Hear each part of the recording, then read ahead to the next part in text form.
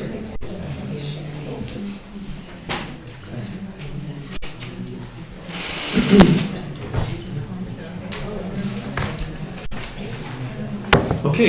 good evening again, everyone. I will call to order the Community Planning Committee meeting for Monday, November 18th, and I'll just acknowledge that we are on the traditional territory of the Coast Salish people, including our near neighbors, the Channel Nation, and also the Sauk First Nation.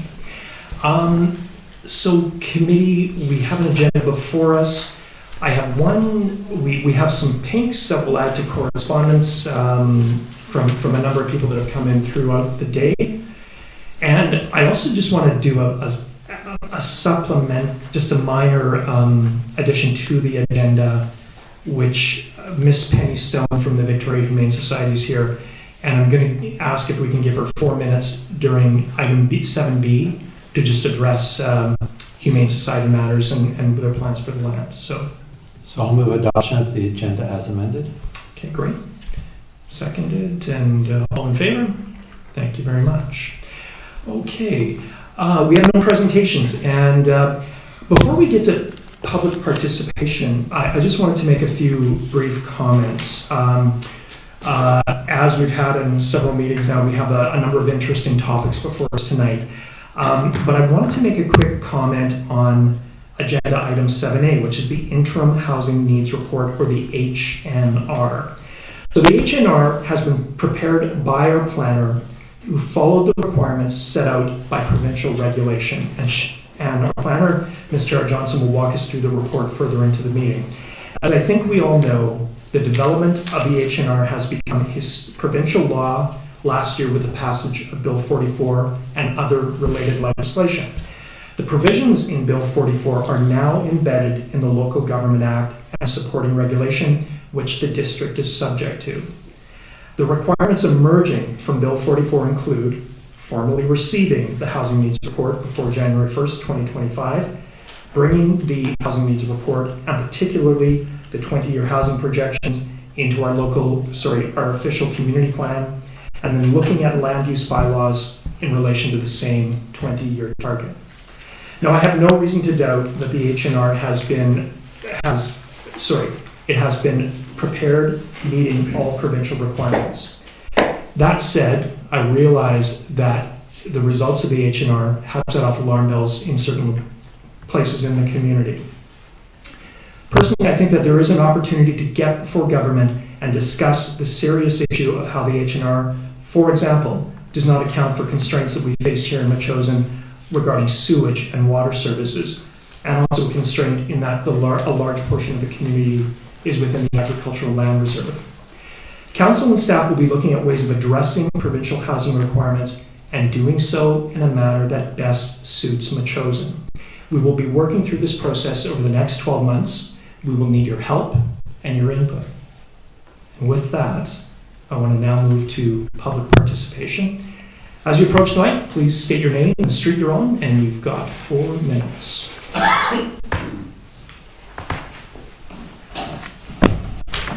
Abby Whitehouse, Rifle Point Road, and I thank you for your comments about the CNR, because that is indeed what I've come to speak about. And I was relieved to see in the staff report, if I understand it correctly, that under our current OCP, we meet the requirements very nearly up to the 20-year mark. That is a relief. However, I also, and I haven't read it in detail, but in looking through the additional information, I don't see anything in the housing needs material that addresses the needs of the other inhabitants of any community, but especially the rural communities, that addresses the biodiversity, environmental protection, and that kind of thing. Those things are at least as important as the requirements of humans for housing. Other animals need housing too. They need their space to carry on their lives to our benefit. The typical approach is to figure that humans are most important and nobody else counts, and that is very much to our detriment in the long term. We need to live collaboratively with the environment, not subdue and ignore it. So I hope that as this moves forward, that members of this council will make a point of, and will collaborate with other rural municipalities or municipalities that have large rural portions in them. We'll make a point of bringing up the needs of the other inhabitants of the earth as well, and do your best to ensure that they are respected and taken into account along with the human needs. And my final point is that the urban communities have plenty of opportunity for putting in considerably more housing and in accordance with smart growth principles. For example, there can be condos on the top of shopping centers and parking lots. Thank you. Great, thanks, Ms. Whitehouse.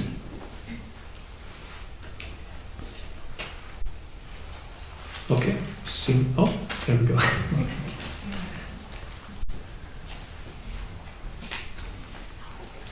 Dan Cote, Leafield Road. I haven't read the report yet. I didn't get a chance yet.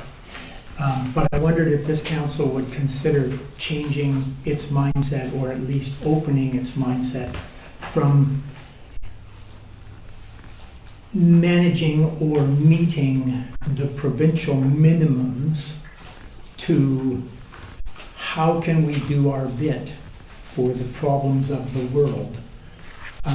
We are not the only rural community around. There are other rural communities doing their best. The number of people that have increased in Metchosin over the 38 years that we've been here isn't staggering by any means. 2 blocks in Langford probably has more people in it than what we have increased in the last number of decades.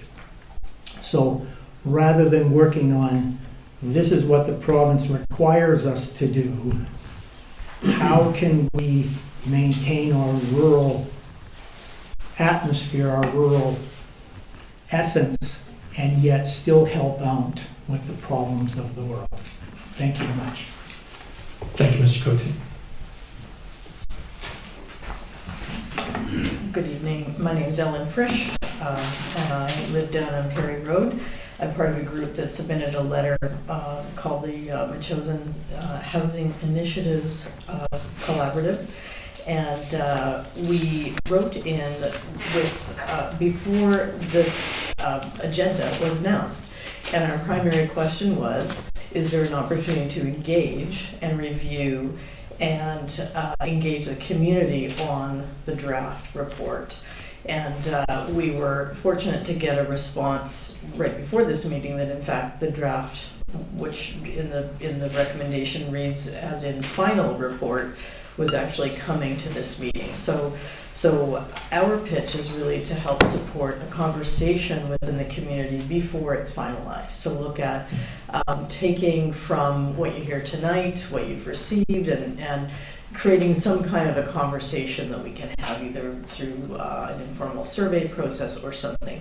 I think it's been acknowledged that the H&R process it's not terribly robust, it's very data driven, it's very prescriptive, and the downside is it's based on data from 2021. So they set us up to do this 3 years later, and then they don't require the next one until 2028. So we're constantly going to be 3 or 4 years in arrears on data. So we're just never going to be caught up. So the numbers that we see, needing 285 more houses or more dwellings by 2025, is that real? How is it being met now? So we do know that there are a lot of housing units out there which aren't counted right now. I mean, we've had this discussion in the past. How can we pull some of that into this housing needs report to make it more Metchosin centric? I think that's what we've heard tonight. A couple of the things that I noticed in there that could be strengthened, especially when the speaker previous was talking about more collaborative planning with the animals and the rural area. It would be interesting to see a graphic view of those, I think it was 37 housing units approved between 2021 and 2024, just laid over those 4 core areas that the province has asked for, the infrastructure that supports walking, cycling, and public transport. So do we have a map with where those 3 key areas are kind of in bold, where we would see the emphasis on additional density being developed in those areas? So I think that would be interesting and helpful for that perspective. And then just out of curiosity, of those 37 dwellings, are they single family homes? Do they include suites in homes, ADUs on site? Sort of what's the breakdown of that generally? And can they be overlaid on that map? So are we seeing most of this development happen in larger parcels away from those transportation networks, which is again, not the objective of the provincial housing policy. So it helps to kind of bring that focus back in on those zones where it makes sense. And just the last little plug, our Hicks group is hosting an event on Tuesday, 7 o'clock at the school to just learn about the types of things that help drive development decisions, planning, bylaws, how you find out about what can happen on your property, where to go to find those rules of the road, we're calling it, across federal, provincial, municipal regulations. So thank you. Great. Thank you, Ms. Fridge. One thing I will ask Ms. Johnson, our planner, to address is the role of public consultation in the formation of this plan. And I think what she might tell you is there's like essentially no role. So, but we'll get to that. So, great. Continuing on.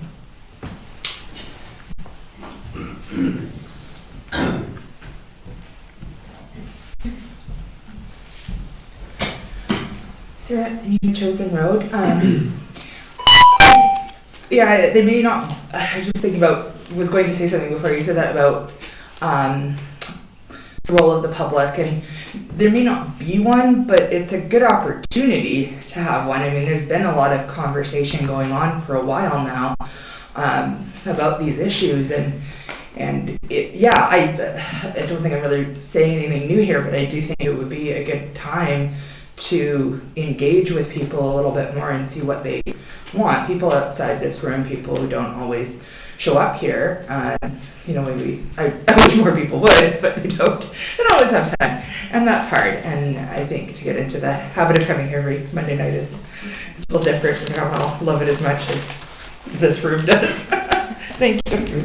Thanks, Ms.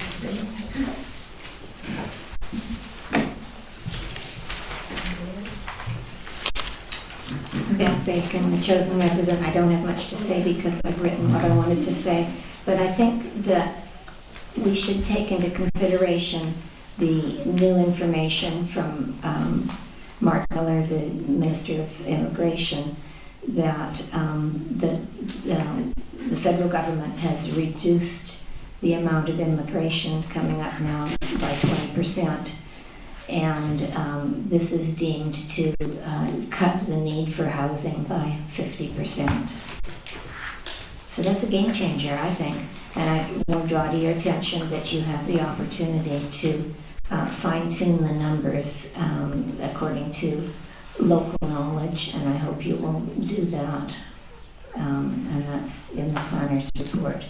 For people in the audience that don't know about this option, it says council may direct changes.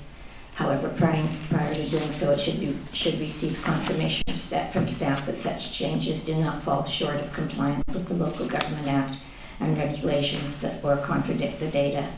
So actually, if we have local knowledge, that would affect the numbers. But I don't think that we need to be planning for 800 plus more people. And also drawing to your attention how skewed the data would be based up on the 2020 census when everybody was hunkered down in their mom's basement because of COVID. So income was down, and the household configurations were different because of us all being hunkered down with COVID. So that was a very exceptional year. If you look at the economics of real estate, it's 2021 are really quite exceptional years, and we shouldn't be basing our future planning on those numbers. So I think you can you can fine tune the numbers, and that's within the rules of the game. Thank you, Ms. Bacon.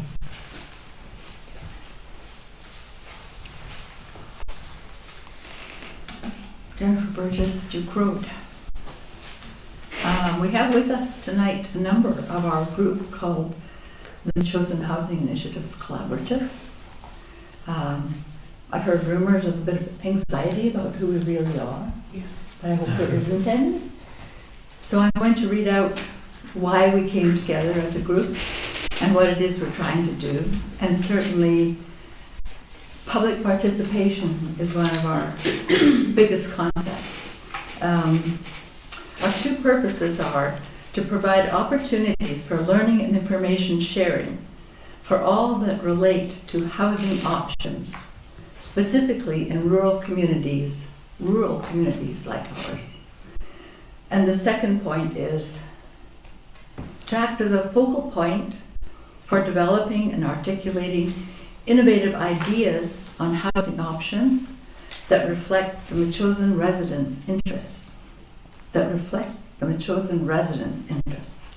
So there should be no anxiety about our meetings and what it is we're doing. What we are doing and have done in a number of meetings so far is illuminate all the concepts that are around housing in a rural community.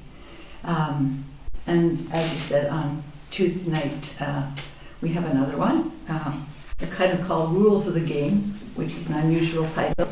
But it has to do more too with bylaws, what the province wants, sort of a broad perspective on what housing initiatives are. And so I just wanted to stand up and say that we really have the best of intentions. We meet in the meeting room in the old schoolhouse at 7 o'clock on the 26th, and we will meet again. And even though this draft needs report will be submitted in the form that it is submitted, it will not stop our conversation in our whole community. We really need to get a handle on what it is and make sure that all sides in the community are heard about the housing issues. But I also wanted to point out one other thing to the council, partly to do with housing, but to do certainly with the municipality. Your new minister was appointed today.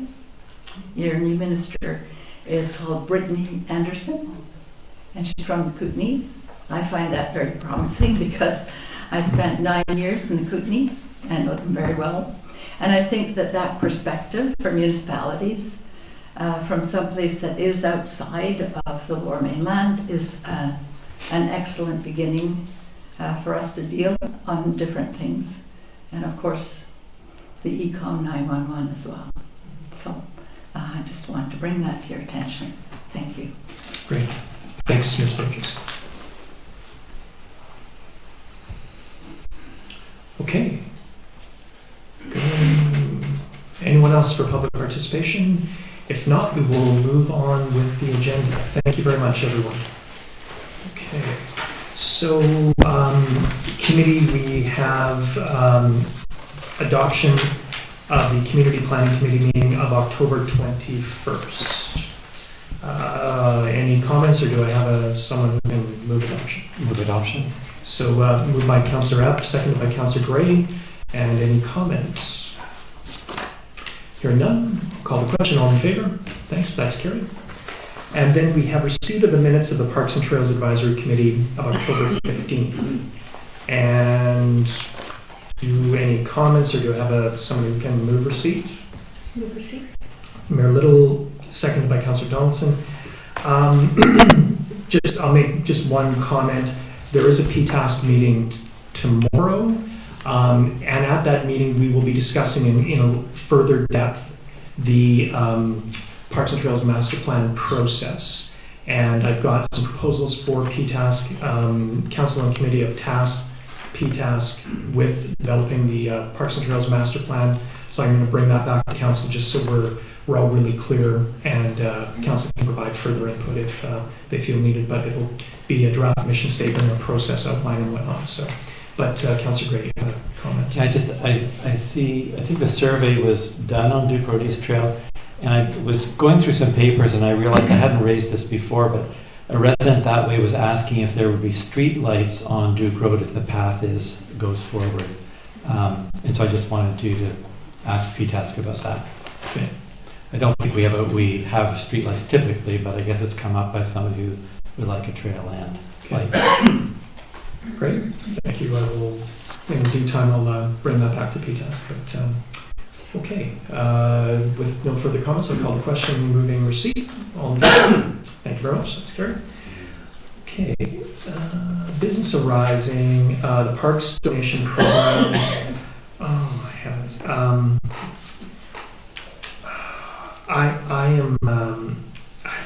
I have to confess a bit of negligence here. I don't have much information on the individual who's requesting the memorial bench here. They have been vetted by PTask, and PTask has felt that this is a worthy bench. It would go outside there. It would replace the existing bench that has no plaque. And I'm asking if we can have the committee's support for this. Councillor Johnson? I'd support and have some questions. Great, okay. Seconded by Mayor Little. Councillor Johnson? So the bench you're asking that would be removed it's not the same design as the memorial bench, correct? Exactly. Okay, yeah. and I do believe maybe that bench might belong to the cricket club. So it might be worth asking. It's been there a long time and they've used it, so Yeah. I don't want to assume, but it might be worth asking Okay. whose bench it is That's before we just take it away, because that happened with someone's picnic table or something. Yeah. So Yeah. Okay. we already have another memorial bench out there, Yeah, right? for sure. So this will be a second one. Okay. Thanks. That's a good point. I will check in with the cricket club and just make sure. So, yeah. So this will be a second. It will replace that bench. So there will be another one out there. Yeah. So a second memorial bench, because Yeah. Exactly. Yeah. Thank you. Okay. I will call the question. All in favor? Great. Thank you very much. Okay. So committee, we are now at the interim housing needs report, and again, thank you to Ms. Johnson for preparing us and also for keeping us on track with provincial requirements. Several of us have been to the convention of the Union of BC Municipalities over the last few years, and if you've attended those conventions, you cannot become away with an understanding of how dead serious the NDP are about housing, improving housing and increasing housing opportunities in BC. And there's also remarkable support from many municipalities throughout the province. So again, I go back to Bill 44, which is now turned into actual legislation in the Local Government Act. Again, one of the requirements is that we receive the report. And I'll just mention that word, it's receiving is not the same as endorsing or supporting. However, it is not, like I say, a nicety. It is a requirement of the legislation, and that we do that before January 1st, 2025. I would put it to this committee that if we are to have any meaningful conversations with the government about this, I think receiving this is probably the best step. That's my own perspective, and we can talk about it a little further. But for now, I would ask Ms. Johnson to walk us through the agenda.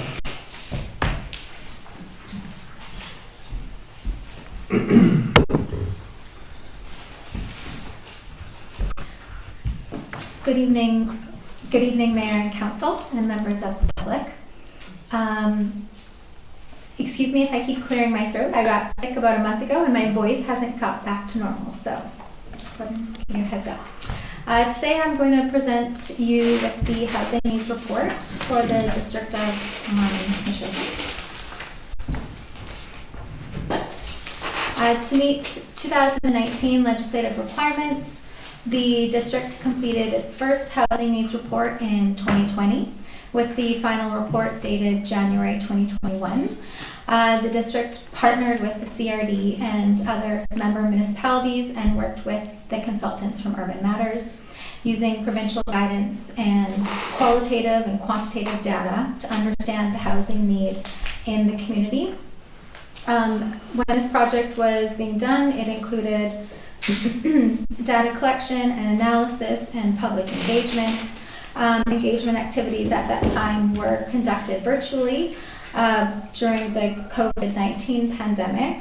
And engagement was through survey, virtual focus group, and stakeholder interviews. The interim housing needs report will be an addendum to this current housing needs report, and together they form one document and will be read as one.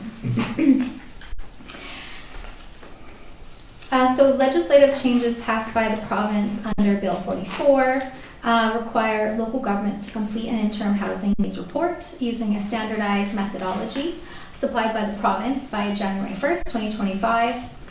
The housing need supply identified in the housing needs report, interim housing needs report, was gathered using the HART, the Housing Assessment Resource Tools, HART, which was developed by University of British Columbia to do the H&R calculator, a tool developed for local governments to determine their housing need based on the prescribed provincial housing needs report H&R method.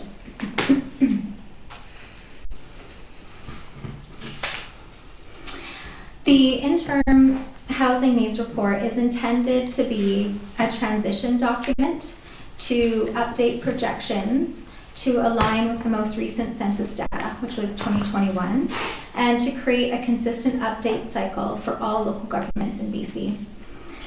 The interim housing needs report must only include 3 new additional legislative items, and these are the number of housing units needed to meet current and anticipated need for the next 5 and 20 years, calculated using the prescribed H&R method, a statement about the need for housing near active transportation options, and a description of the actions taken since the most recent housing needs report. The first regular full housing needs report must be completed by December 31st, 2028, and every 5 years thereafter.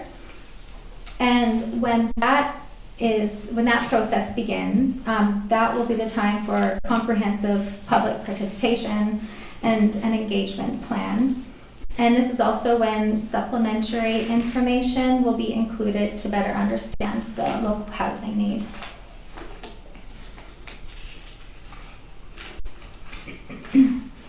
The 5 and 20-year housing need was calculated using the HART BC H&R calculator. The housing needs identified are supply-based and are not specific to the need by unit type or tenure. Recognizing that the housing market is dynamic, it's important to note that the information is just a snapshot in time, and monitoring and future review of the district's housing needs through future full regular housing needs reports will help better prepare for anticipated growth in the future. The interim housing needs report anticipates that the district needs to accommodate an additional 852 new housing units in the next 20 years. This figure is designed to accommodate projected growth in the district, to eliminate extreme core housing need, to address regional homelessness, to eliminate suppressed households, and restore local vacancy rates to levels representing a healthy and well-functioning rental housing market. A build-out analysis has yet to be completed for the district of Metchosin. Staff has started this process, and it will be finalized for the potentially required OCP, official community plan updates in 2025. At this point, although the number of vacant lots is not yet known within the district, that's something that staff is working with GIS on. A 2010 review of potentially subdividable lots in section 1.5 of the current OCP estimates that 405 new lots, and this number excludes agricultural designated lands, could be potentially subdivided without any need for rezoning.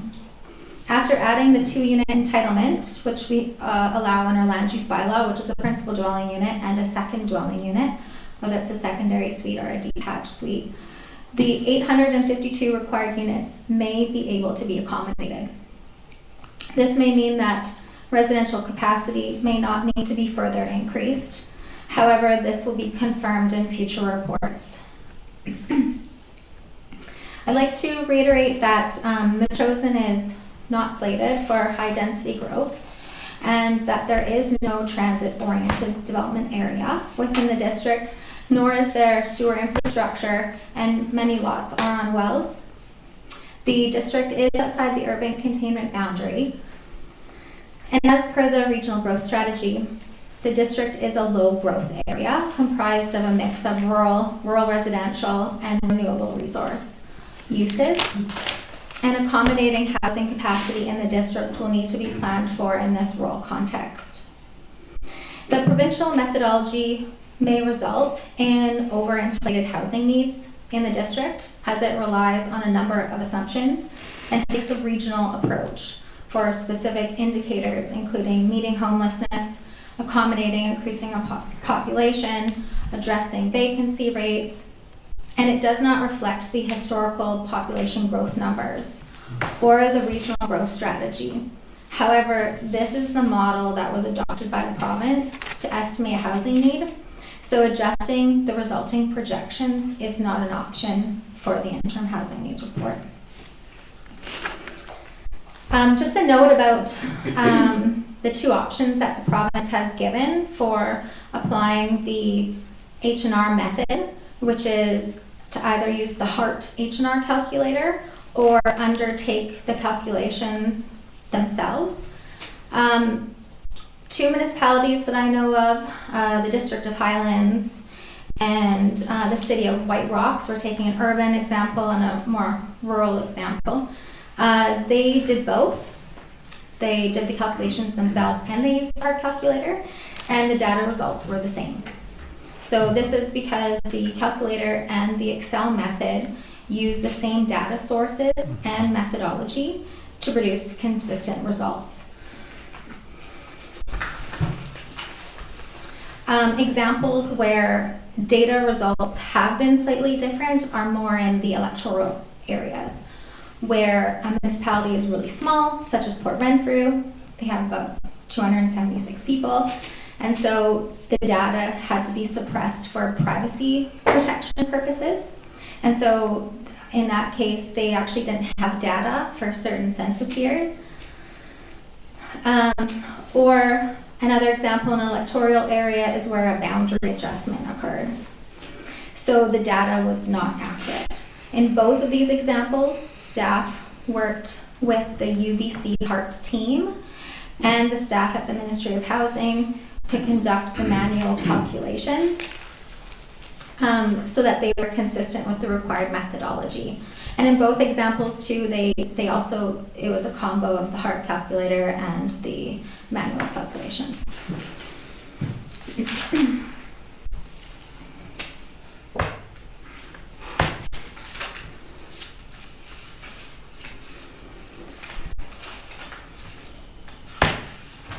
Thanks very much, Ms. Johnson. It was really good to, no, keep going, keep going. But it's quite interesting to listen to the, or hear the experiences of people with the tools, and especially, the two examples you gave, Highlands and White Rock, using both and coming up essentially with the same.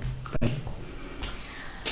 So the interim housing needs report includes a statement recognizing the need to improve mobility and connectivity throughout the district with regards to transportation infrastructure and proximity to housing. The district has embarked on an active transportation network plan that focuses on non-vehicular travel within the district, and a key goal of this new plan will be to improve safety and connectivity and access. The third item required to satisfy legislative requirements is for the interim housing needs report to outline the actions taken since the district's 2021 housing needs report to reduce housing need. Several items are outlined in the staff report and in the interim housing needs report, including the supply of dwelling units permitted since January 2021.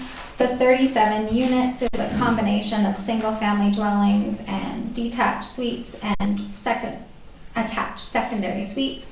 The breakdown of those numbers are known, but I don't have them offhand. To conclude, using the provincial methodology, the anticipated housing demand for the next 20 years in the district is estimated to be 852 additional dwelling units. OCPs and zoning bylaws across the province are required to be updated by December 31st, 2025 to allow for each community's anticipated 20-year housing demand, which is derived from the provincial methodology. The interim housing needs report before you fulfills the provincial requirements. This is just one step within a process of steps to address housing at the provincial level. Following Council's consideration of the interim housing needs report and receiving the report, the document would ideally be uploaded to the district website as an appendix to the current housing needs report, and then future reports will be brought by staff to Council regarding OCP and land use bylaw updates in 2025. The district, is required to complete a full housing needs report by December 31st, 2028. This will offer further, more in-depth insights and analysis regarding housing needs in the district.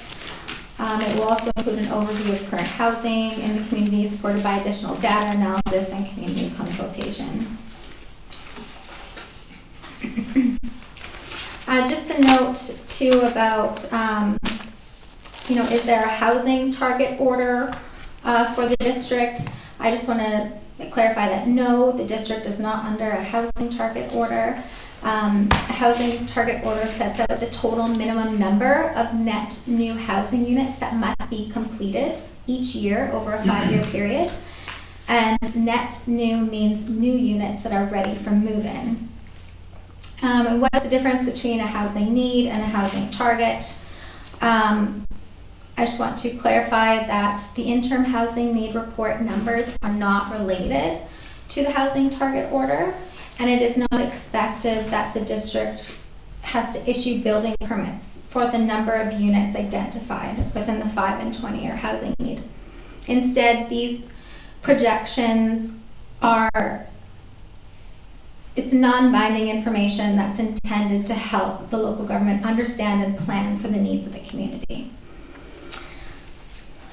So, the recommendation that staff has for Council today is that the Planning Committee recommend to Council that the District of Metchosin interim housing needs report dated November 2024 be received and appended to the 2021 current needs assessment, and the staff be directed to publish it on the website. I do have further answers about consultation if that's needed, but maybe I'll wait for specific questions. Thank you. Thank you, Ms. Johnson.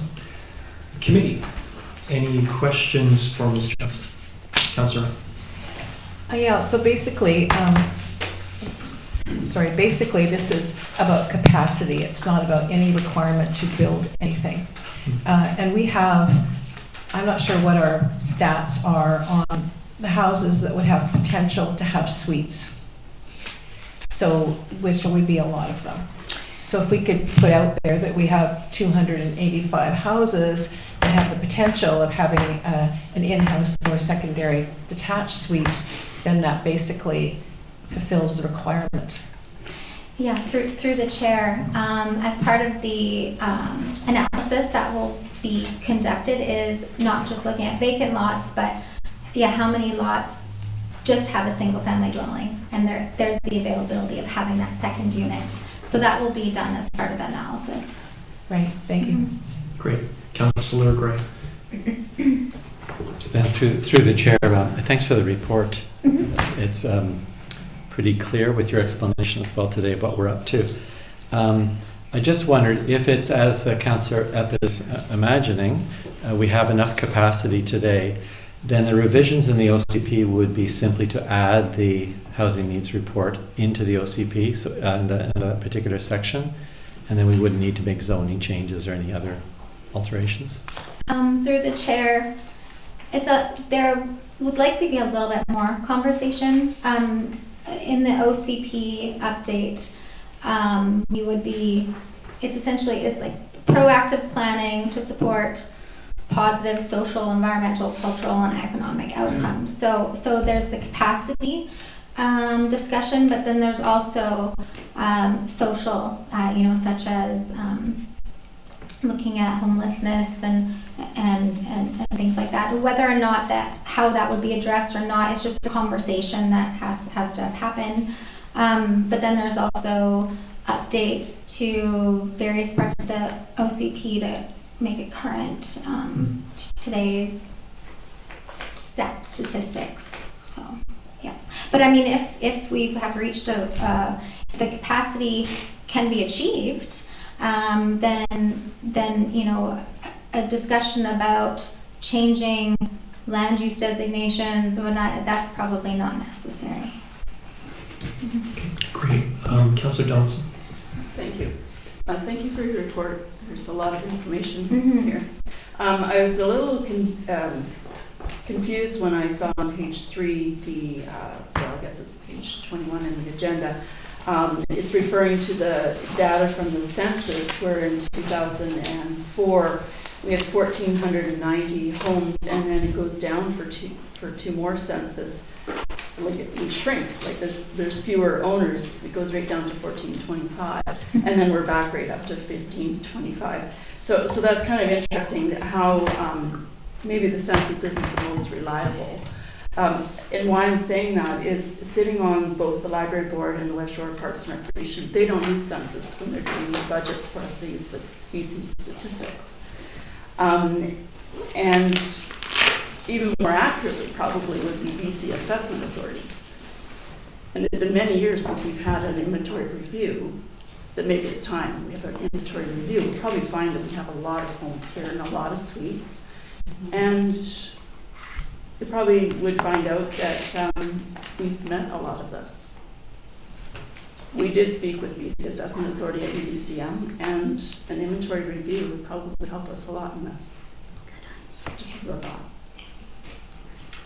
Great. Mary Jo. Yeah, thank you. Through the chair, thank you for the report. I appreciate it. I was just wondering, picking up on Councillor Epp's point, what about those suites that are not legalized? So we suspect they're out there, and we suspect that there are people already living in them. Could we plead to the residents of Metchosin to say, let's make these legalized suites, and would that count towards the capacity final bottom number? Through the chair, those are great comments. Yes, through the discussion of the OCP update and land use bylaw updates, we might see these types of things coming up, and one of the topics that might be of interest to the community is the size of a detached detached suite. Currently, the land use bylaw allows for 70 square meters. It's quite common in other municipalities and even under the Agricultural Land Commission on ALR land to have 90 square meters. So is the reason why there's these illegal suites out because of the size? I'm not sure, but definitely a conversation could be had, and other municipalities have even brought forward policies on how to legalize suites. But I think the main question is, why are they not coming in for permits? Is it size? Is it the number? Is it the building permit process? Not sure, but definitely a topic of conversation. Okay. The second question, Chair. And secondly, and they would be at the OCP discussion, then we'd also have discussion on other alternatives, some of them that have been discussed with the Housing Initiative group, but also carriage houses, for instance, other options that may not change the footprint or have detrimental effects on the environment, but could help with that capacity number. Through the chair, that's correct. Yeah, I mean, we're looking at, it's not just, it's the capacity number as well, but affordability and sort of what is it that the community is wanting to see. Is there a need for more families to be staying with the Metchosin? So, like you said, 2025 will be a great year for community consultation on all those things. Great. Sorry, I'm going to pop a few questions and then back to you, Councillor Gray. So 2 questions for you, Ms. Johnson. So I hate to look ahead because we have to deal with this, but so the next full housing needs report is due in 2028. And what it sounds like you're pointing to is that that report will be much more informed by community input and basically community learning experience. One of the things, we likely will be able to update and use updated statistics, I would think, by that time. So when we get that report, the onus is on us with that report to also go back and look at the OCP and land use bylaws. That I would think. Through the chair, that's correct. Yeah. So after every housing needs report that's done, so the next full housing needs report is 2028, and that's using 2026 census data. The next step is the same. The official community plan land use bylaw has to be looked at to update to accommodate Great. those needs. So I asked that Ms. French mentioned that this is a data-driven exercise, and I really was blown away by that when going through the results. I suppose it lends itself to consistency throughout the province, but it's quite blind in some respects. But we have a chance to do it in another few years and probably with much more enlightened methodology, I would think. So, okay, great. You touched on this a little bit, but could you just go back and what are next steps from your perspective? From the work that you'll do and what you'll bring back to us and general timelines as you're able to fathom them right now? Through the chairs, to meet the next step in the provincial housing mandates, staff will be looking at what the current growth capacity is within the district, and will present that in a staff report to council, to the planning committee and council. And from there, we can have further discussions on what the scope of a OCP update might look like, and sort of form, terms of reference, and look at engagement plans and costs, and whether there needs to be another consultant helping, so that there is still time for other district and Metchosin priorities, other work. But that will all be in a discussed early 2025. Okay, great. Okay, Councillor Gray, another question? I was just thinking about that data question. And so the mayor was asking about illegal suites, and then you were surmising, well, maybe it's this, maybe it's that. Would we be in a position to know the rationale for people having illegal suites? For example, it costs money to build it to code. Is it a money issue that people have, or is that explored somehow in the next process? Through the chair, that as part of the scope of the OCP update, we could look at asking those questions, and there's various ways of doing that through a survey or various forms of public engagement on how answers can be derived, or we can find answers to that, or maybe not all, but some. Great. Councillor. I will move option 1, that Council received the 2024 Interim Housing Needs Report to be appended to the District's 2021 Housing Needs Assessment Report and direct staff to publish the 2024 Interim Housing Needs Report on the District's website. Councillor Craig, second. Second. Great. Further discussion? Councillor? Well, just offer the thought that I think we've seen some critiques given us tonight on the data, and so that's the obvious sort of problem in the methodology, which seems to be more for more dense development than we're anticipating or wanting in Metchosin. However, it's again, the numbers look like we probably have enough housing already in Metchosin for this particular exercise, and I look forward to the work that's before us. Great.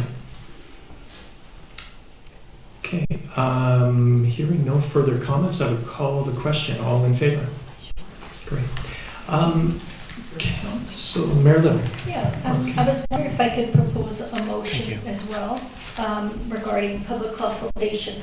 I think at this point there'll be a lot of discussion out in the community, and so I would like to propose that we have public consultation, perhaps at the school, regarding these issues, and starting with informing the public what bills 44, 46, and 47 are, what the HNR is, what the calculator was, who it was designed, and our obligations regarding the OCP and the deadlines.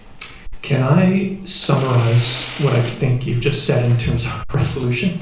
That the committee recommend that staff look at a public education and consultation program associated with the housing needs report. Sound Fine. Okay. Okay, I'll second that. Councillor?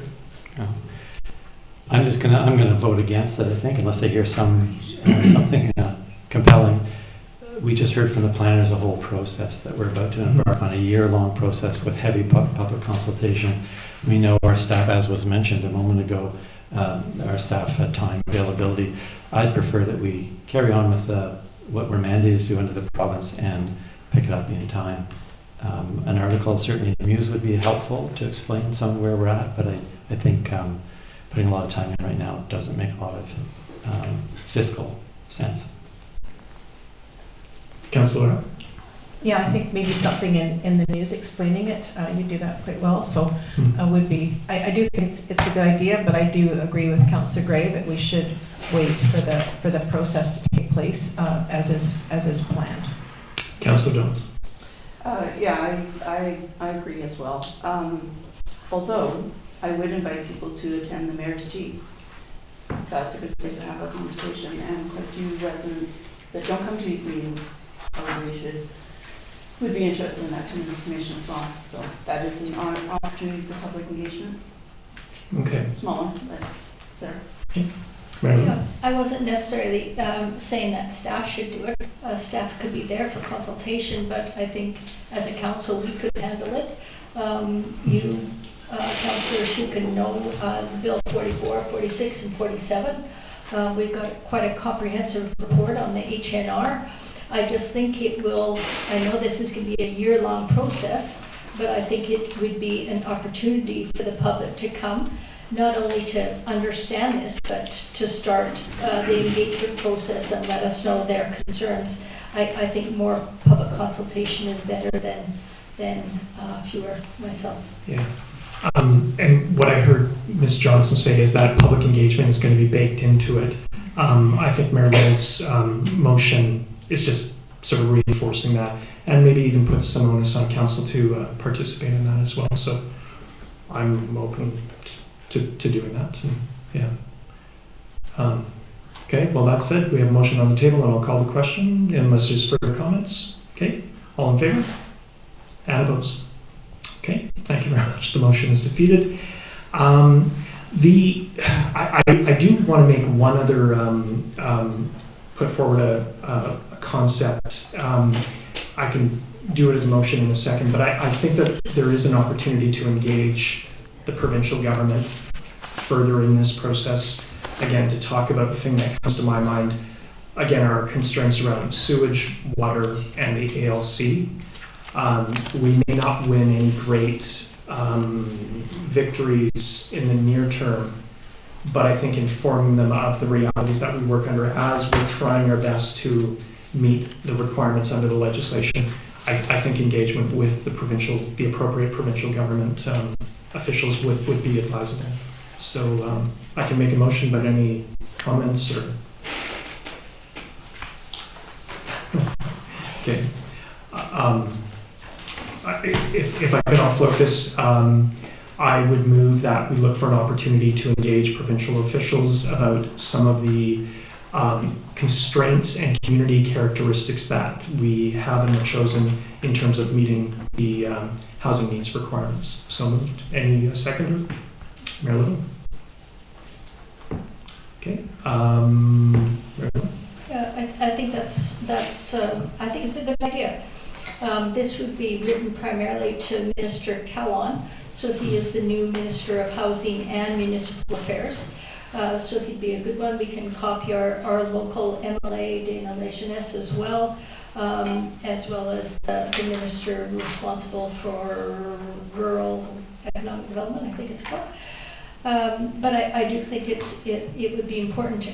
We're not going to lose, certainly by outing us. They know we're here, absolutely. And I think dialogue with the provincial government is warranted. Great. Councillor.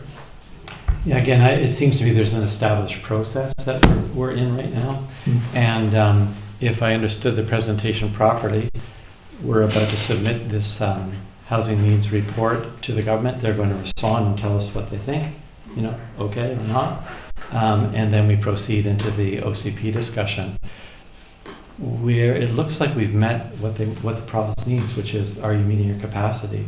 So I'm not sure right now. They've stepped back from the multiple units per lot or per property, and I'm not sure what we'd be asking for them right now. It may be that we want to talk ourselves about where we are. We heard some comments about illegal suites and these various things. I think that's perhaps the more important discussion at the moment.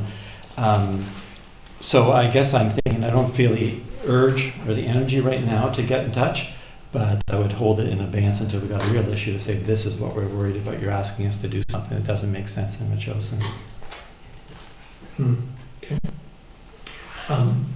One comment I will make is in June of 2023, we wrote to Minister Kellon to, raise basically the issues around water, sewage, and also ALR, and that was in relation to some of the first things that we thought were coming. And what I think, whether our letter was, result in us getting exemption from the small scale multi-unit homes, it was a neat tie-in, and I'm really glad that we did communicate with them on that basis. So this is kind of the thing I'm thinking of doing, or thinking of in terms of this motion.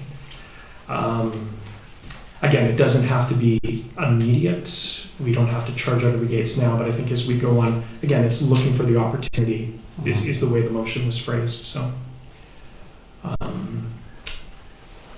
okay, Councillor Donaldson. Yeah, I agree with what you're saying there. I think that was a very good move that we did back then, and we got a very good response from Mr. Kellon. I, as well as yourself, sat in on that session at UBCM with him, and there was some great dialogue with the other electoral districts and municipalities there. It does bode well to keep in contact with them. I don't think right now is the time, but certainly I think we should at some point. I appreciate that we've got what we need for now. We've met what we apparently were supposed to meet. I'm sure we have more than done that, but certainly need to keep that in mind for the future. I think that bodes well for us to have that. Okay. Well, the motion is I look forward to an opportunity. So again, we can look at timing and whatnot, but yeah, I'm going to stand by the motion I made. Any further comments? Okay, with that, I will call the question. All in favor? Great. And opposed? Councillor Gray, opposing? Great. Can I just ask for clarification what the ask is in the letter? Well, again, as I mentioned, it's to raise the issues of water, sewage, and ALR, those in particular. But even as Ms. Whitehouse mentioned, impacts to nature. It is interesting when you build in the city, you have an opportunity to build in a place where there's already an impact. If you're building new and chosen, almost by its, by the mere fact you are going to create some level of damage and destruction. So again, even pointing out that out. So. Yeah, that's good. So those are just sort of a narrative just to say we are Metchosin. Yeah. But now you're going to wait for an opportunity. So will we discuss that before we send a letter, and then we'll say what we're actually what the point is? Yeah. Thank you. I think so. Yeah. I don't mind the letter going if we talk about it at some point. Would we have a reason to send a letter? Yeah. Great. Marilyn. And it would also include the points that we're not a transit-oriented community. Exactly. We don't have big transit hubs, as well as we're outside of the urban containment boundary, as well as sewers, lack of water, such as those. Great points, yeah. Okay. Thank you very much, committee. And we're going to move on now. So the next item on our agenda is, excuse me, find the agenda here. 7B, which is a report from our planner again on the definition of a boarding kennel, and this is in relation to a property that the Victoria Humane Society bought on the northern edge of Metchosin. So, like I say, several weeks ago, I had a conversation with the Humane Society's executive director, who is here, and I'm going to invite her to come up shortly here, about their recent purchase of the land and their desire to utilize the land for the purposes of housing dogs and cats. Their plan is to do some work on a caretaker's residence, office space, intake facilities, and kennels. Now, what I've heard Ms. Stone say, and she can hopefully bring it to us again, is their desire is to keep the property in essentially as undeveloped a state as possible while using, for their purposes, the full extent of the property. So, Ms. Stone, would you mind coming up and giving us some background on your intentions and how you came to own this property? So, first of all, thank you for having me here and allowing me to speak. I've never spoken in front of Mayor and Council, so it's a little unnerving, so bear with me. We're the Victoria Humane Society, and we save cats and dogs. And we have always needed a place to take them for when they first come in. So we do have a facility on Glanford in Saanich, and we use that facility for spay and neuter. We rescue, rehabilitate, and rehome animals. We make sure everything's spayed and neutered. We do lots of education and spay and neutering for First Nations communities. Our biggest problem has always been we get emergency calls for seizures of animals, people who, typical thing, 32 dogs and puppies, a breeder, and Duncan needs to get rid of them immediately. We've never had any place we can take them to so we can sort through them, so we can get them into foster homes. It's important that you know that we always want them in foster homes. We're not looking for somewhere to house animals indefinitely. We would hope we can get them out to foster homes so they can learn how to be dogs and how to be cats, as opposed to living in a place, in a boarding facility. I will tell you, a wonderful man named Mr. Craig Mearns gave us $2 million to buy a piece of property as he saw the need, and he knew how many times we've had to say no and turn away animals. So we were looking at properties, and I will tell you, when we got the phone call from Carol Shiner saying that the lady up the street was looking to sell her property, she was in Metchosin, she said, "This is the perfect property for you." We had gone public and asked if there was any properties out there. When we got the call, I will tell you, when we drove onto the property, I cried. We looked at lots and lots of properties, and I think what people don't understand is we want this to look like the property it is right now. We don't want to change the property. We want it to stay as rural and as rustic and as many trees as possible. We want a nice, calm, peaceful place for these animals who've suffered trauma to come to, where they can run around in fenced acreages and just be able to be dogs and learn to be animals again. And we can assess them and get them into homes. But I really want to make you understand that we don't want to keep them there. This isn't long-term housing. This isn't This is getting them in, assessing them, having trainers look at them, deciding whether they can go with kids, with other dogs, with other cats, get them, do that kind of thing. So this is what we're looking to do. I think this is probably the nicest property and the most perfect place I've ever seen for us because it's away from everybody. It's in a nice, we're the end of the road. It's quiet and there's so many trees. The only person is across the street is the where they're putting, Langford's putting in the industrial area. We can hear the blast, but I mean, it's a beautiful, beautiful place and we would hope to keep it quiet and as in keeping with Metchosin. Both Bev and I, who are dealing with the property, we're both from the Highlands and we love acreage that just looks like the rolling hills and stuff. So this is perfect for us. So I just want to assure you that we're not trying to change it. We love it the way it is. We had long talks with the daughter whose mother had passed away, who has said this would make her so happy because it would just be what she would dream of. She wanted it to either be a park or something like this. So if you have any questions of me, please ask. Great. Thank you very much, Ms. Stone. And I have to say, this council had a chance to meet the landowner who passed away, and I second what you said. I think she'd be quite happy with your purchase and the intended use. So Yes. Great. Thank you, Councillor Donaldson. Oh, thank you very much, through the chair. Thank you very much for all that you do. I get on my Facebook reel all the puppies. It's true. Haven't adopted one yet, but I don't have time right now. We have lots. Yes. So that brings me to my question. What is the average age of the animals that are going to be on this property? Well, I would think very young, simply because usually the hardest for us to find foster homes is for pregnant moms. So usually it would be pregnant moms until we can get them into a foster home. What typically happens, like last weekend, we got a call to take 3 pregnant moms. It's very difficult to find someone on that short a notice to take them. But if we don't take them the moment they ask us, they usually don't survive. Dirty little secret of BC is there's a lot of culling in BC people don't know about. And we see it all the time. Sometimes if we wait 3 or 4 days, we call them and those animals are no longer alive. We call back to say we've got fosters. And that was always the real reason we needed a piece of property, so we can say yes immediately. So you're taking the pregnant. So they would have until we can get them into foster. But a lot of times they'll come in like our mom with 6 puppies. They want them out that day, and the puppies might be only 1 or 2 days old. So we would take them there and keep them there until we could get them into foster.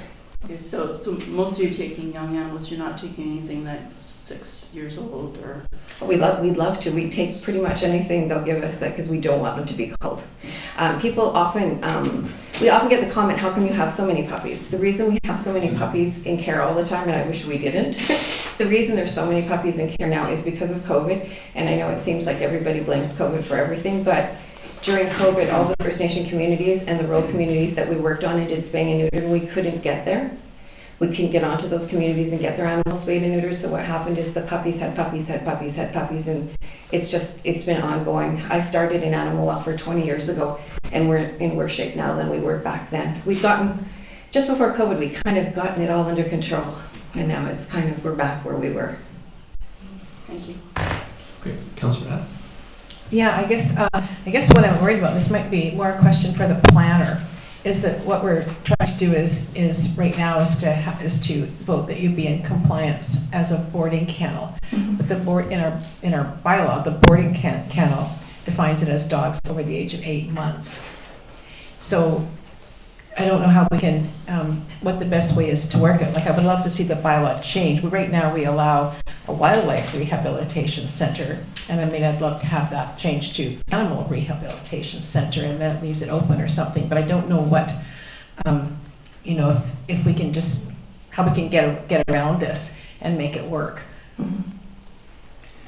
So, Ms. Johnson, do you have any response to that at all? You do have the option to just say you're looking into it further and report back to us, but yeah. Yeah, through the chair, looking into it further, and we'll report back. However, there is options for the Humane Society to comply with that definition, if that's something that is required. Yeah, and just to echo Councillor Epps' concerns here, we, like right now, the bylaw states, and which we're trying to fit you into that, the Yes. definition. It's dogs over 8 months. So I think we have to be careful of that, and if it's different, or if your intentions are different, then we probably have to have another look at that definition further, so. Yeah. Okay. There is lots of animals we can put there, like lots of dogs we can put there besides the puppies. Okay. In the past, we've put them at we've ended up putting them at Glanford because we don't have a place. Okay. Ms. Stone, quick question, and then Mary Little has a question. What are your timelines? When do you hope to have kennels built and animals on the property? As soon as possible. The longer it takes, certainly the longer it takes, the more animals that die. I mean, that's the reality of our life, is we say no all the time because we don't have a place for emergency them to come. We've been working, and we're praying we'll get a building permit soon. We've applied for one, and we're hoping that comes through soon so we can start building. At this point, we're fixing the house. The house, there was only 32 amps of electricity that came in, so we have to get power poles and we have to get all that approved. We've had structural engineers in, we've had a specialist for septic that I didn't know we had because we had to put in a new septic field. So there's lots of that happening. So I imagine it will be a while. Like I would love it tomorrow, but that's the reality of life, is not the way that works. Yeah, okay, yeah. Marilyn. Yeah, through the chair, I just had two questions, one for the planner. If we wanted to include animals younger age, would that not be an amendment? Would be necessary for included in the boarding kennel definition? Through the chair, to make any changes to an existing definition requires an amendment.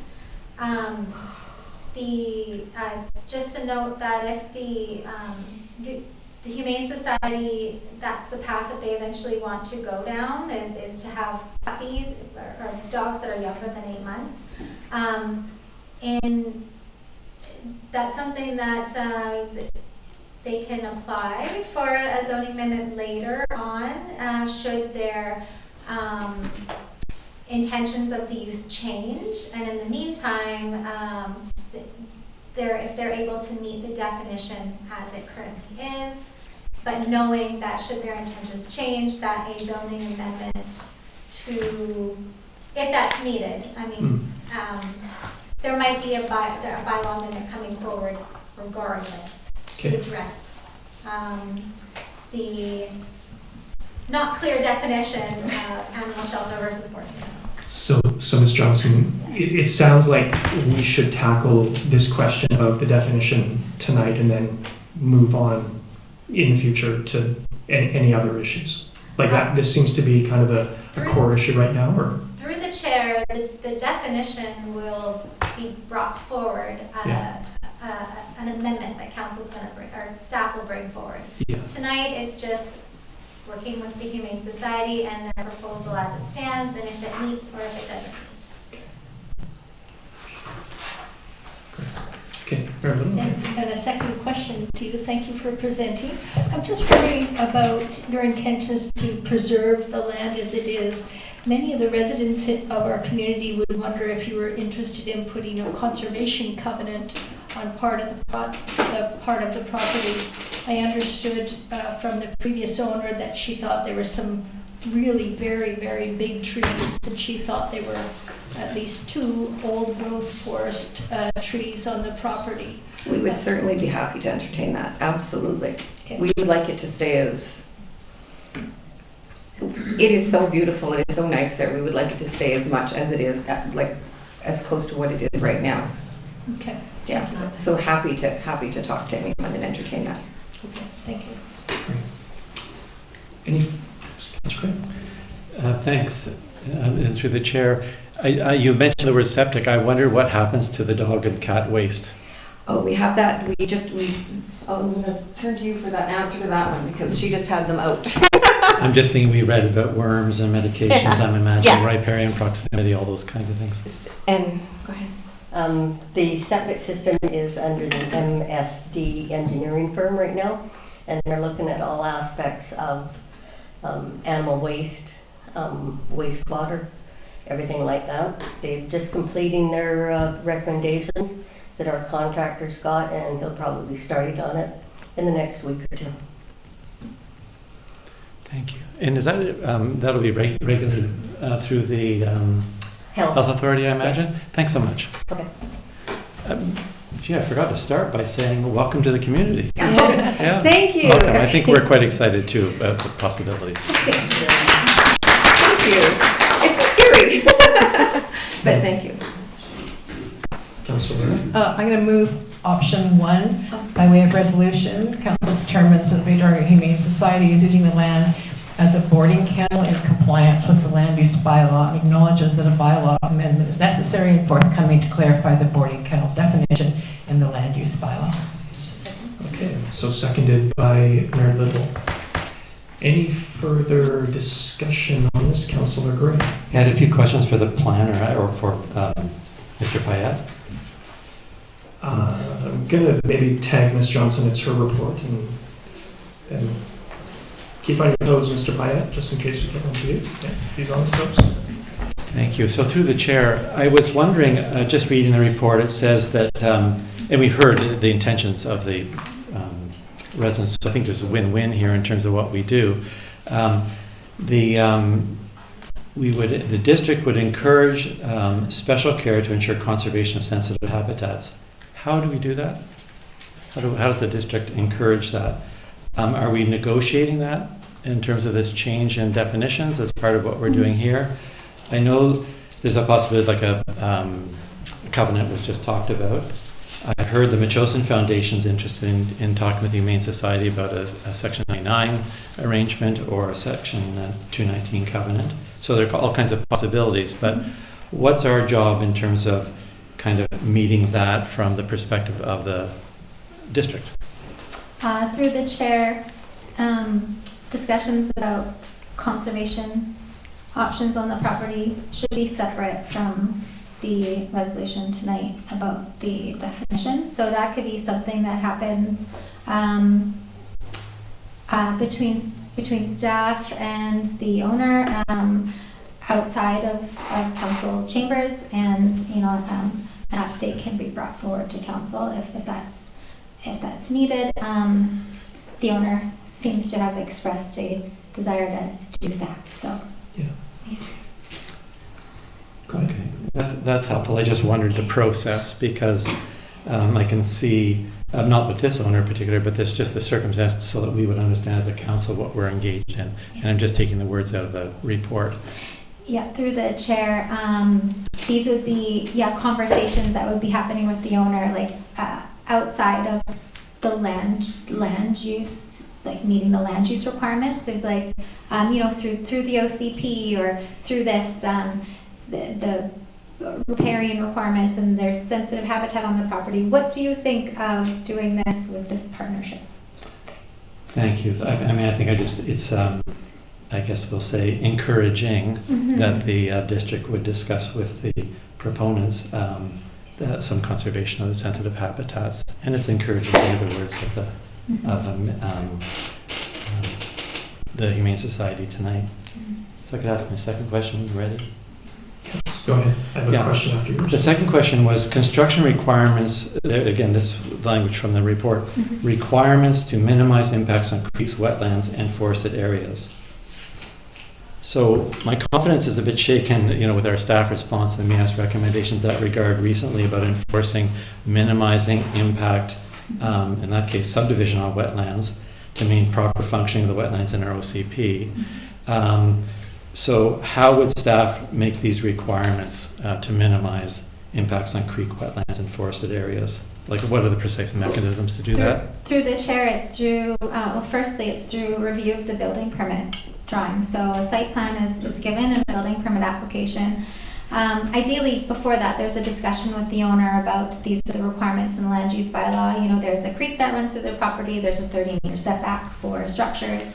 or anything actually, removing trees, anything. There is also an inland wetland in this area of the property. So it's discussing what's on the property and sort of the setbacks and requirements for that. And, you know, if they're well within the setbacks of the land use bylaw and the province, then, you know, the site plan is sort of, well, it's easier to review. However, if they're proposing to be within the setback, then that's when it triggers a qualified environmental professional to do a report to assess, you know, the proposal. But at this point, there is no development permit area, so it starts all with discussions with the owner and a review of the building permit application from the planning side of things. So through the chair, that sounds great. And by the way, I'm completely supportive of what I'm hearing going on tonight. I'm just looking at how do we actually uphold our side of the deal here if we're proceeding. And the idea that we would have, say, follow the provincial recommendations on setbacks, when the province is informing us that their setbacks are inadequate, we can do better. And then the province says, here would be a better way of doing it, the best management practices. Is there an ability for us to follow those best, you know, to make sure we're doing what the province is looking for beyond the regulations here? To an extent, however, this isn't a subdivision application or a rezoning application.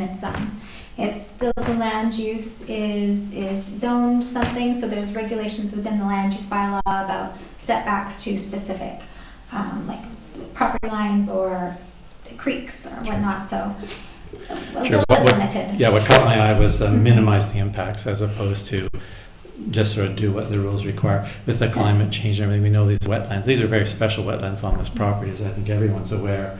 And the maximum protection possible would be terrific. And I'm, again, happy that the owners are so interested. So I'm good with that. Could I ask about the zoning change question? You're going to come back with something for us. And would that be kind of limiting dogs and cats only, so the same limitations as are in for the kennel? Kennel referring to dogs, of course, in its root in the language. Through the chair, I think it'll be more of separating the two. At this point in time, there's a definition for boarding kennel, but then it says it specifically excludes animal shelter and animal pounding facility, but there's no definition for animal shelter. So the clarification is required of the question that'll be brought forward in the report is removing the exclusion of animal shelter and animal pounding facility from the definition of boarding kennel, and either A, leaving it as that, or, you know, to adding a definition for animal shelter and having a discussion about that and where that should be going. But yeah. If I could go a little bit. Can I just clarify one thing? Absolutely. So I don't think it's so much a zoning change, it's more of a change to the definition that we're talking about in the land use bylaw. At this point, yes. Okay, great. Thank you. Go ahead. So then I'm just wondering if we change that. So I'm thinking about what the work might be done, what we might see. Maybe I'm just saying a preference for, if we do talk about it, to keep the limitations similar. I'm wondering about what our residents would feel like if we went in and changed the definition of upland zoning to allow animal shelters everywhere in upland zoning without some restriction on what's going to happen in those. So a definition, maybe the definition could match in some way. So just ideas I'm throwing around. Through the chair, any zoning amendment bylaw that's brought forward, that has to go through a public process. Okay. So a zoning bylaw amendment, it would present, well, first of all, discussion and the direction council wants to go, but ultimately a bylaw goes through first, second reading, there's a public hearing, so the community is engaged on the changes that are being proposed, and go through the public process, and then ultimately then the bylaw is either defeated or amended or adopted. But it would be at that time where the community is consulted. Great, there'll be a public hearing. Yes. Thank you. I'm just thinking of everybody in Uplands, what they may regard far from the site. I think I've heard lots of support in the community exactly for the what's going on here, particularly, but wondering. My final question just relates to, I imagine there'll be this road that the animal shelter would be located on is not a very well-used road at the moment, but it might become quite well-reused. I saw a picture on CTV of some gravel going down and other things, but I'm wondering if we may need to have there might be capital costs like road resurfacing required or things like that. And I don't know when that gets decided, if that's under the building permit process or otherwise. Through the chair, typically not. Thank you. Thank you. Thank you. Obviously, I'm just learning, Yeah. but I appreciate the help. Okay. Any further questions for Ms. Johnson? Great. So I will, we have a motion on the table. We do? Yeah. Okay, I'm losing track. Have we voted? No, we haven't voted. Okay. Moved by Councillor Epp, seconded by Mayor Little. And any further discussion? With that, I will call the question. All in favor? Great, and that's carried. One thing I would say, thank you very much, Ms. Stone. I didn't catch Bev's last name. York. For attending tonight. It'd be great to stay in touch. I suspect you may be back when we, have this amendment come forward. But at the same time, it'd be great to hear progress as you folks move along. And again, welcome to the community. Please come out anytime. Okay. Thank you. Well, sorry, Councillor Graves, Councillor Epp, Councillor Donaldson has just suggested a site visit. Maybe we should just hold off until they progress. Yeah. Okay. Sounds good. Okay. So now, okay, we're going to keep moving on to correspondence. We have 7C verbal updates. I have nothing really to update folks on right now. So, but thanks for the reminder. So, and okay. So we'll go to 8A, which is correspondence about the mounting block. Yeah, it's a request for a mounting block in the corner of Happy Valley Road and Rocky Point.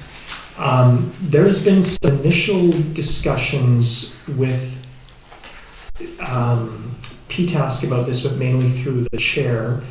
What I might recommend is that we officially refer this back to PTASK, who again can confirm the approach and suitability with staff, and then come back to us. The chair of PTASK has been connecting with Mr. Watkins, as I understand it, and they've had some discussions, but unless folks at the table want anything further. Councillor? I just wondered if they've been in touch, if there's any prescribed, Councillor Donaldson would know, I'm sure, BC Horse Council has plans, legal approved plans for these, for mounting blocks. No, they do not. However, if there's 2 mounting blocks on this property right now, one inside the ring and one just outside the ring, there you can get all sorts of stuff off the internet. My son built me one, but there's one that, like I say, both of them that are on this property can be used as specs. One's larger than I would never suggest that, but certainly one inside the ring is fine. There's, Willowing has them. But the ones that I suggested before we had this discussion that are down on Hillman, those are ideal, those ones. They have the proper treads on them, they're wide enough, they're the right height for any size horse, and they're very sturdy. Hence, suggesting commission the person that originally built those, who is an Equestrian family. Great. So that's a good model for those different ones. I keep hearing about the Hillman mountain blocks. Yeah, they're legendary. awesome. So awesome and legendary. Yeah, cool. they're very good. Nice. Marilyn? Yeah, just to note that those mounting blocks were constructed at no expense to the district. Mark Atherton, the former chair of PTAS, built them. Harold Pearl-Palkin and I think Ron Aubrey donated the wood and the whatever was necessary to construct them. And then PTASK and myself installed them in, I can't remember when, I think it was 2022 or so. So it's a good idea to reach out to commission another one, because they're excellent. Well, it'd be a good idea to keep them the same, so that we just don't have like 5 different styles, similarly to what we do with the memorial benches. You have a continuity of those. Correct. So there's a standard already set. That answers your original question. Okay. Can I make a motion to refer this issue to PTASC with the goal of exploring installation of they're actually asking for 2 mounting blocks, one on Rocky Point Road, sorry, on either side of Rocky Point, Happy Valley, with the goal of installation, or, sorry, exploring installation.